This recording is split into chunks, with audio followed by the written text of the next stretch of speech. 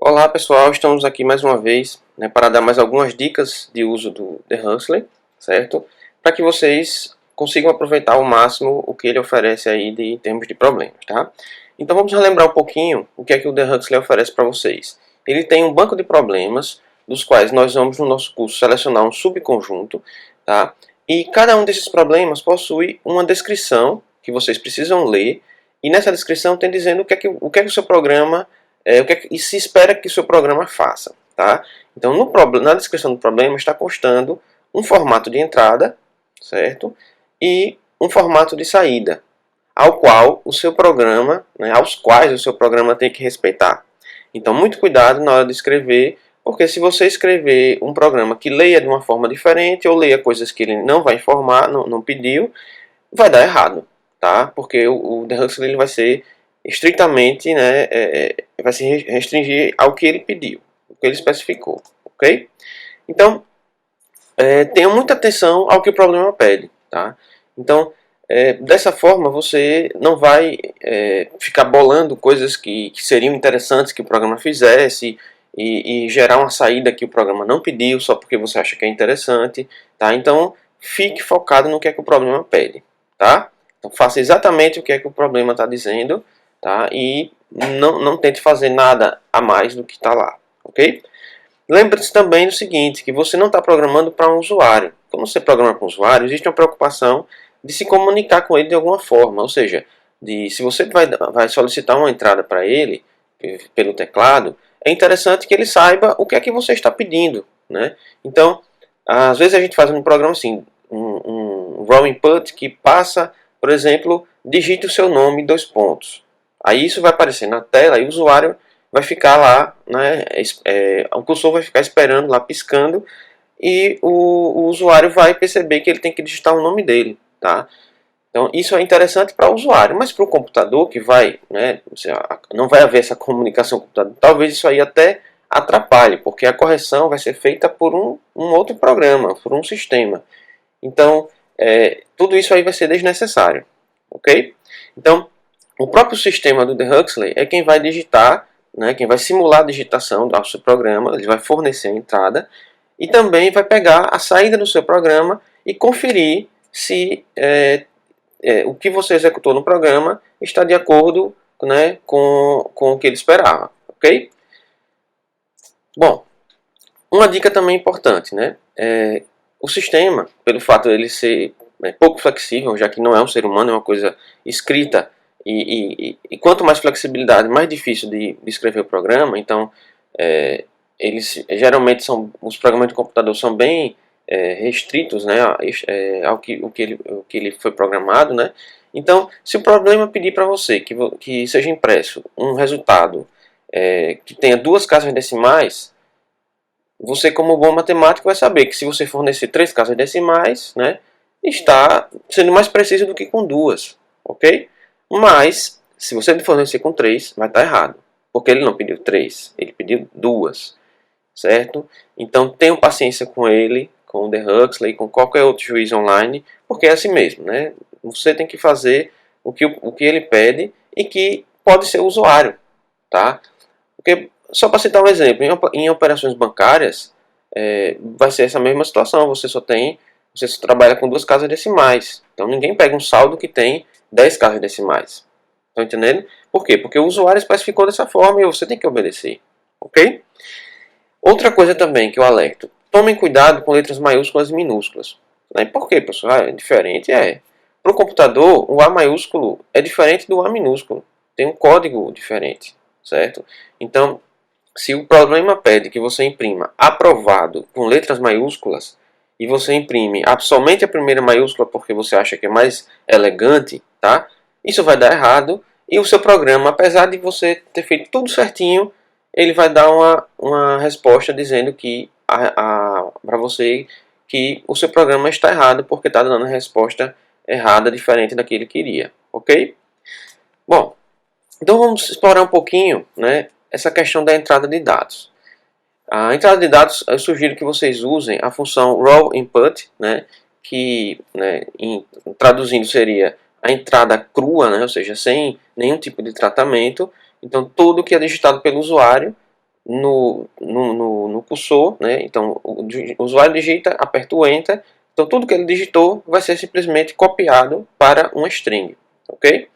Quando a gente usa o raw input passando um parâmetro para ele, né, que como está explícito aqui, né, o digite o seu nome, então esse digite o seu nome vai aparecer na tela, como vocês estão vendo logo abaixo, em laranja. Então, digite o seu nome, dois pontos, é o que foi impresso pelo seu programa, devido à chamada do raw input, e o cursor vai ficar aguardando a digitação de alguma coisa. Tá? Se o The Huxley, no problema, pede que você imprima isso, tudo bem, mas geralmente não vai ser assim. Tá? O que vai acontecer é que, na maioria dos casos, ele vai pedir que você, na primeira linha, leia tal informação. Na segunda linha, leia outra informação. Estão entendendo?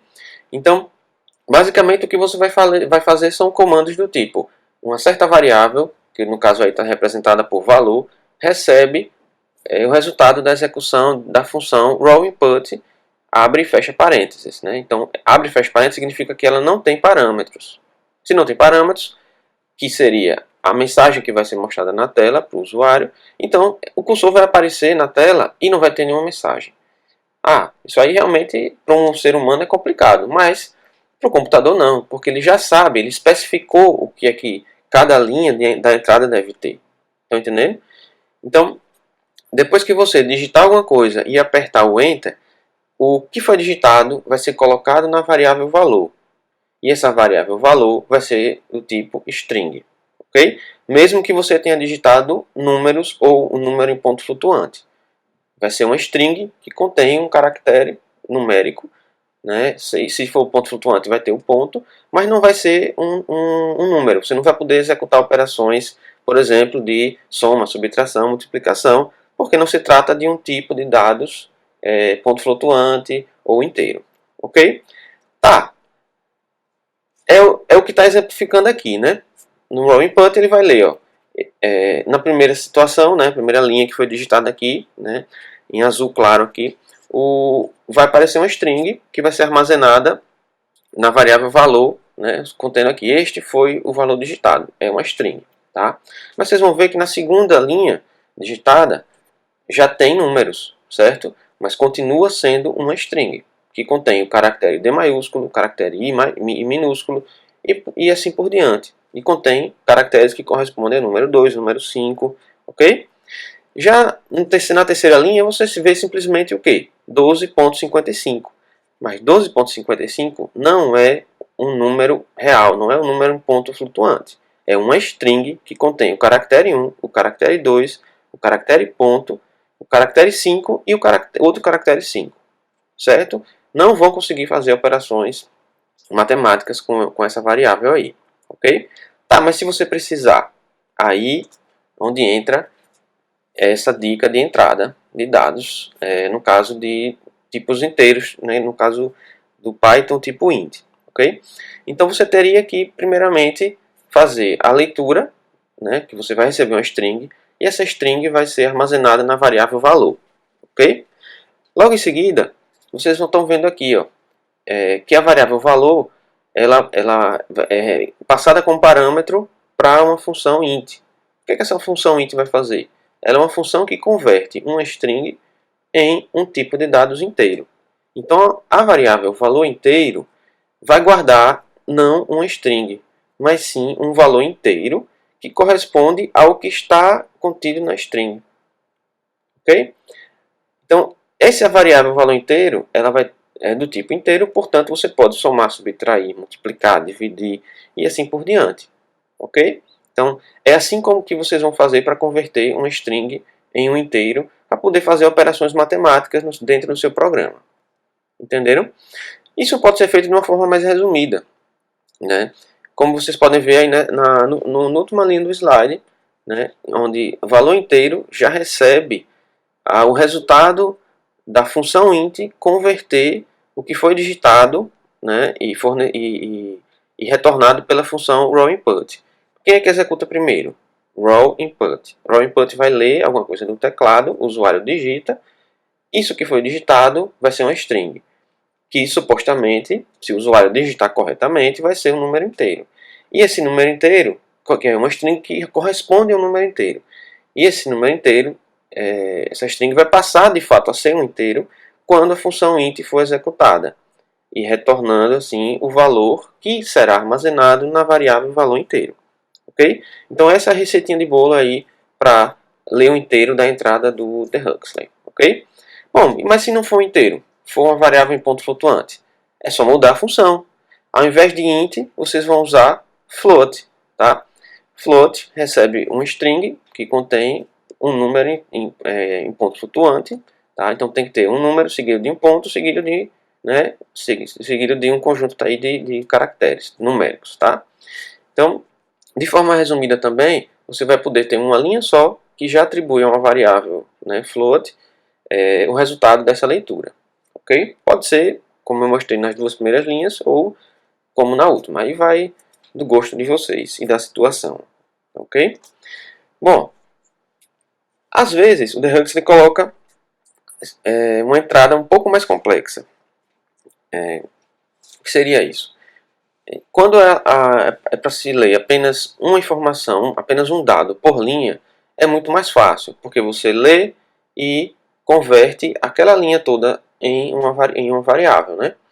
Quando você tem numa mesma linha valores que são separados, por exemplo, através de espaços, então a coisa se torna um pouco mais complexa, porque a função rowInput ela vai ler aquela string toda, certo? E essa string contém virtualmente aí, 3 dados para você, ok?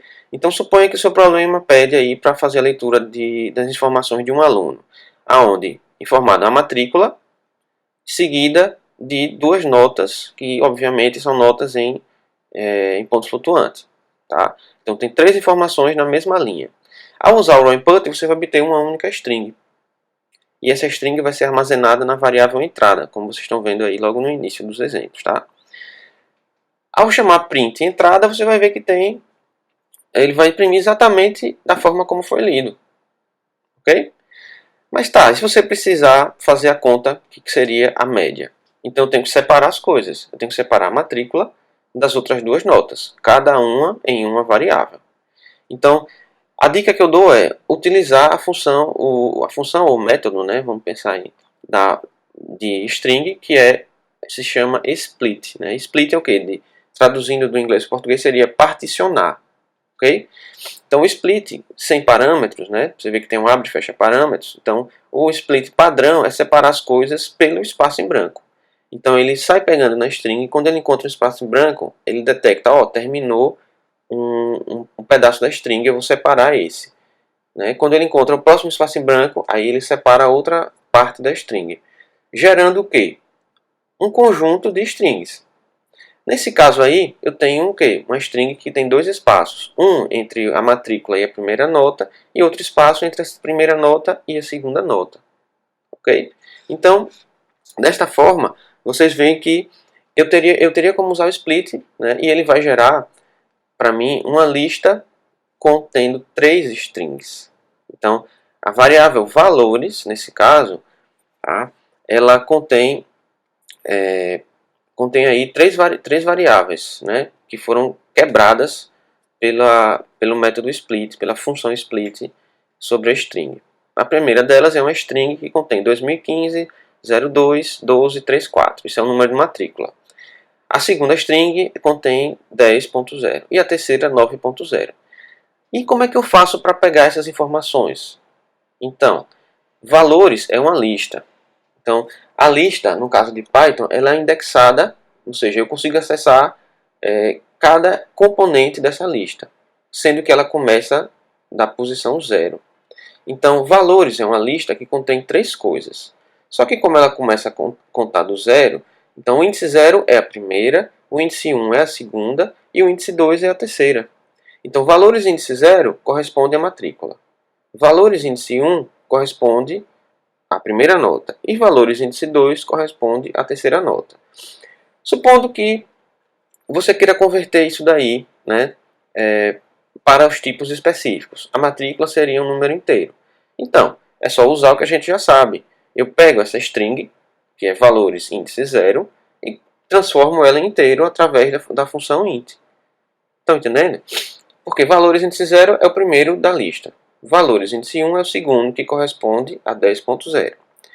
Se eu quiser converter esse 10.0, que é a primeira nota, então eu faço aqui, ó, valores índice 1, né, aplico isso vai me dar a string 10.0. Sobre essa string eu aplico float. E o resultado disso vai me dar o quê? Um valor do tipo float 10.0, que vai ser atribuído à variável nota 1. Então percebam que quando eu imprimo nota 1, ele sai, né, não sai com as aspasinhas, né, com os apóstrofos, né? Ele sai 10.0 porque ele é um número em ponto flutuante. A mesma coisa acontece com nota 2. Certo? Com certeza vocês vão encontrar vários problemas no The Huxley que seguem essa exigência de ler várias informações numa linha só. Certo?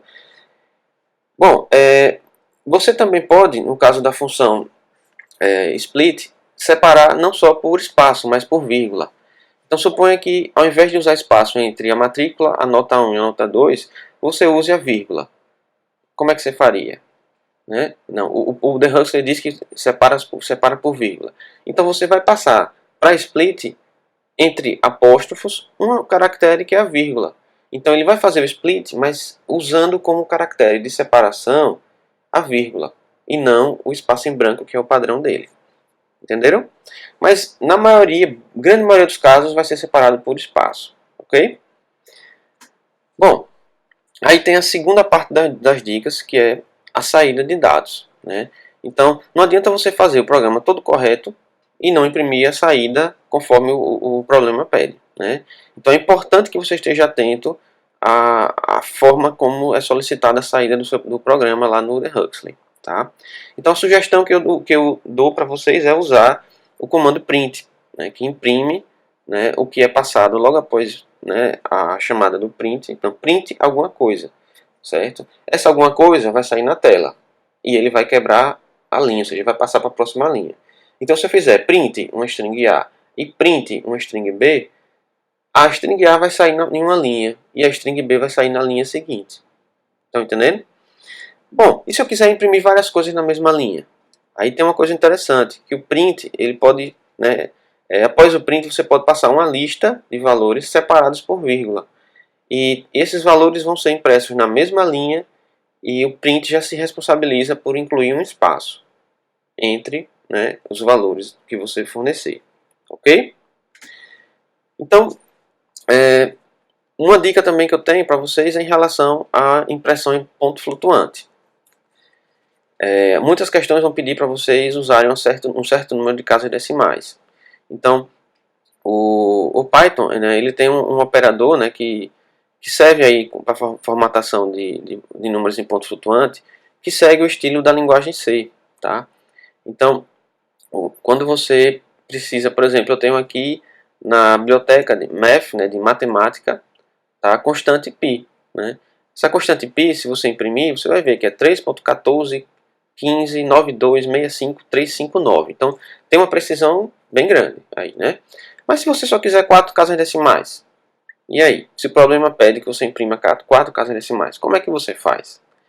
Então, usa-se o operador percentual. Então, vocês veem aí em verde que o percentual, ele é aplicado, ele tem dois operandos, né? Um é a formatação, que está à esquerda dele, e o outro é o valor que será formatado, que neste caso é o quê? O valor da constante π, math.π. Então, o que é que está dizendo nessa string de formatação? Está dizendo aqui, 6.4f, percentual 6.4f. O que acontece? Ele vai substituir o f de float, né, de ponto flutuante. 6 é o quê? É o tamanho total, o número de caracteres total que vai ser formatado. Tá? E o 4 é o número de casas decimais. Lembre-se que ele está contando com o ponto também. Então significa o quê? 6, se você usa 4 casas decimais mais o ponto, já são 5 caracteres. Então ele está reservando um espaço apenas para o caractere que não é decimal. Então seria 3.1415, aí exatamente como está impresso aí. Tá? Só que se eu fizesse diferente, né? a usar essa formatação ao invés de 6.4F, 6.3F. O que significaria isso? Significaria que eu teria 3 casas decimais e o tamanho total da string formatada é de 6 caracteres. Então percebam que ao invés de 3.1415 eu tenho 3.142. Por que virou 2? Porque ele fez arredondamento. Entenderam? Porque 3.1415,9 ele arredonda para 3.14 e ele sobe para o 2. Porque ele está mais próximo do 2 do que do 1. Ok? Beleza. Bom, então, não sei se vocês notaram, mas tem um espaçozinho aí antes à esquerda do 3. Esse espaço à esquerda do 3 é justamente porque eu disse que era de tamanho de 6 caracteres. Então o primeiro caractere é um espaço, o segundo, o 3, o terceiro, o ponto. E os outros 3 últimos espaços, os últimos 3 caracteres, são os caracteres das casas decimais, conforme foi pedido. Então, se ao invés de 6.3 fosse 7.3, eu manteria o número de casas decimais, mas estou supondo que eu tenho o quê? 3 casas aí à esquerda do ponto. Entenderam? Então, comportaria um número de até 999 a ser impresso, mantendo aí o total de 7 caracteres. Ok? Bom, mas se você não quiser ficar fazendo essa continha de quantos números vão ser da parte inteira, então simplesmente você omite. Eu quero só 3 casas decimais, não importa quantos números tem não decimais. Entenderam? Então, nesse caso, você usa aí percentual, omite o total do tamanho da string, ele vai botar o menor possível, certo? E define apenas o número de casas decimais. Então, em geral, a gente vai usar esse último exemplo aí, percentual, ponto, o número de casas decimais que você quer, f, ok? E você aplica o operador sobre a variável ou constante que deseja formatar, tá? Bom, mas tem a situação também, do mesmo jeito que você precisa ler dados na mesma linha, você também precisa imprimir dados, às vezes, vários dados em uma mesma linha. Ok? Então, o comando print, como eu já mencionei, print uma string ok, ele imprime aquela string ok. Se eu quiser imprimir duas coisas, então é só separar essas coisas, né, esses valores por vírgula. Então, vocês veem aí, print valor igual, é uma string, vírgula, string ok. Então eu tenho duas strings que estão sendo impressas na tela. Mas percebam que após o igual, na string não tem um espaço em branco. E olhem que antes do ok e depois do igual tem um espaço em branco. E de onde é que veio esse espaço em branco? Como eu já mencionei, se vocês prestaram bem atenção, o print ele embute automaticamente um espaço em branco entre os valores, né, listados aí. Tá? Se você não quiser aquele espaço em branco, então vai ter que fazer de uma forma diferente, porque ele sempre bota. Tá? Aí logo no terceiro print da tela, vocês estão vendo aí, print valor igual a, aí percebam que tem um espaçozinho dentro da string, logo depois do igual. Tá?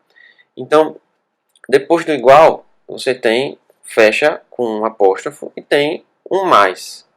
E uma segunda string ok. O que está acontecendo aí? Está acontecendo que eu estou concatenando duas strings. E no final das contas, o print vai imprimir apenas uma string. Apesar do resultado ter sido igual, né, valor igual a ok, né, valor igual a ok, isso só aconteceu porque eu coloquei um espaço em branco depois do igual dentro da string.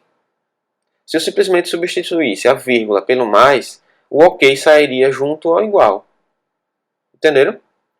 Então, isso aí é uma dica. Se você quiser concatenar, imprimir coisas uma após a outra, é melhor concatenar strings e imprimir tudo de uma vez. Porque aí ele não vai ficar jogando espaço em branco onde você não quer. Entenderam?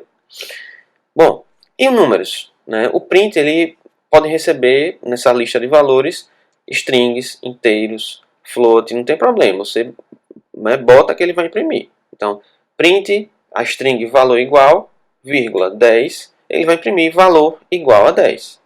Beleza. Só que se você não quisesse usar essa vírgula, né? Se você quisesse concatenar as coisas e imprimir. Então, se eu fizesse como tem aí no exemplo, print valor igual, a string valor igual, mais 10. Como eu fiz lá em cima com duas strings. Isso aí não daria certo. Por quê? É só você ler a mensagem, né? Type error, né? Erro de tipo. Não posso concatenar str e objetos inteiros. Ele não pode concatenar objetos string e inteiros. Porque valor igual é uma string e o valor de 10 é um inteiro. Então ele não consegue somar essas coisas. Ele não pode concatenar, tá? Então, para que eu possa concatenar, o 10 tem que virar uma string.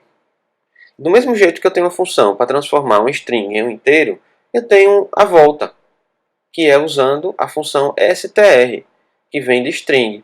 Então eu dou para ela um inteiro e essa função me dá como resultado uma string. Entenderam? Então eu poderia corrigir naquele exemplo acima dessa forma. Print valor igual a mais str de 10. Ou seja, pego duas strings, concateno, e isso vai me dar apenas uma string que é impressa na tela. Ok? Então, essas são dicas aí, né, que podem ser necessárias em algum momento. Tá? Bom, e como eu estava mencionando, né, o seu programa ele vai passar por uma avaliação, né, do The Huxley, e ele vai dar para você uma resposta. Tá? Essa resposta, preferencialmente, deveria ser o quê? Que está aceito, que está correto, certo? Mas, por experiência própria, dificilmente se consegue isso de primeira, a não ser que você seja muito atento, leia bastante, com muito cuidado, o que está especificado no problema, certo? E já faça a submissão após fazer testes usando o interpretador de Python. Tá? Então faça o teste antes de fazer a submissão. Teste com algumas entradas, certo? E só depois tente fazer a submissão. Então, se você tiver essa rotina de testar antes de submeter, provavelmente, né, você vai ter boas chances de ter a sua solução aceita logo de cara. Tá? Mas, mesmo assim, não é tão frequente. Então, o não é quando você não acerta a resposta, né, e isso pode ter várias origens. Né? Uma delas é a resposta errada. Então, uma formatação que você não siga. Era com 3 casas, você botou 2, vai dar errado. Era para ser aprovado maiúsculo e você botou minúsculo, vai dar errado também, ok? Então ele vai dizer que foi incorreta a saída e que a resposta está errada. Tá? Também vai acontecer de o seu programa poder ficar lento porque foi mal implementado ou você provocou uma execução em um laço infinito e ele vai dar um erro que é tempo limite excedido, porque o The Huxley vai ter vários usuários. Então, se todo mundo ficar nessa situação de demorar várias horas para executar um programa, o computador vai ficar sobrecarregado. E já se sabe que muito provavelmente o seu programa está errado, já que uma solução não necessariamente tão eficiente, duraria alguns milissegundos para ser executada. Então, se passar de 2, 3 segundos, provavelmente está errado mesmo. Tá? Então, outro tipo de erro é um erro em tempo de execução. Tá? Então, vamos supor, o programa esperava ler 3 números e você só leu 2, então vai ficar um número sobrando ali. E isso pode causar um erro porque ele de repente pega aquela entrada e atribui a outra variável, né? Ou o caso inverso também, era para ler 3 valores, era para ler 2 valores e você só forneceu um. Tá? Então tem várias situações aí que podem acontecer de gerar erro de execução, né? Uma divisão por zero, né? Você lê 2 valores e precisa dividir. Quando o divisor é zero, né? Então vai dar um erro, tá? Porque não pode fazer divisão por zero, no caso aí do Python.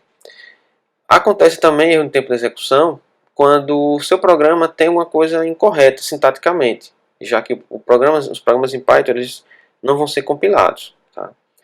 Então, o compilation erro, que está logo abaixo, não vai dar, né, no caso de Python, mas daria no caso de C, de Pascal, de Java, tá? Porque o programa ele tem a sua sintaxe avaliada já no momento antes mesmo da execução. Então, ele só passa para a execução quando termina a etapa de compilação. Tá? E pode acontecer também, né, isso aí não é uma coisa obrigatória, se eu estou fazendo isso de forma geral para os juízes online, né, de ter um erro de formatação, que ele sabe que você deu uma resposta parecida com o que ele esperava, né? Então ele avalia, né, essa resposta, não está exata, mas está próxima. E aí ele dá uma dica para você de que provavelmente foi um erro de formatação, tá? Um erro de apresentação. Então fiquem atentos a isso, né? Não simplesmente assumam, está errado e acabou. Tentem investigar. Olhem qual foi a causa do erro, porque olhando a causa do erro é mais fácil de consertar o programa, tá? Então, essas são algumas dicas que eu trouxe para vocês em relação ao The Huxley, depois de ver, né, durante um tempo os alunos tendo dificuldades principalmente nessas coisas. E a tendência é que eu vá enriquecendo esse material à medida que determinadas dúvidas se tornem, né, mais frequentes, tá? Então é isso aí, pessoal. Espero que esse vídeo sirva para vocês, tenha ajudado, tá? E até a próxima aula.